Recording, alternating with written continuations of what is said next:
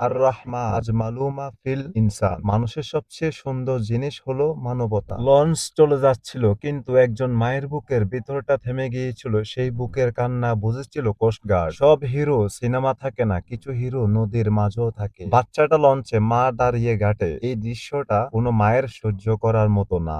মানুষ তখনই সুন্দর হয় যখন অন্যর চোখে পানি নিজের দায়িত্ব মনে করে। মায়ের কান্না থামানোর জন্য আজ কিছু মানুষ নিজের দায়িত্বের চেয়েও বড় হয়ে গেছে। আল ইনসানিয়া মা জালাত বিখায়ের। মানবতা এখনো বেঁচে আছে। আরবের অর্থ।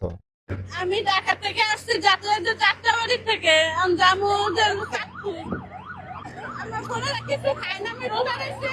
লঞ্চে দুই শিশু সন্তানকে রেখে খাবার আনতে গিয়েছিলেন মা। এসেই দেখেন লঞ্চ ছেড়ে দিয়েছে। এর পরই শুরু হয় তার অস্থিরতার কান্নাকাটি। শেষ পর্যন্ত চাঁদপুর গ্রামে ওই লঞ্চে উঠতে পেরেছেন কোস্ট গার্ডের সহযোগিতা।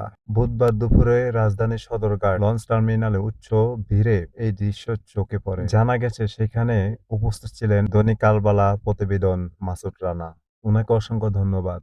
উনি ওই নারীকে দ্রুত কোস্টগার্ডের সহযোগিতায় নেওয়ার পরামর্শ দেন। তারপরই কোস্টগার্ড তাকে নিয়ে একটি স্পিড বোট নিয়ে তাকে আবারও সেই লঞ্চে উঠিয়ে দেন। আসলে কিছু মানুষ ইউনিফর্ম পরে শুধু দায়িত্ব পালন করে না, মানুষের কান্নাও বুঝে।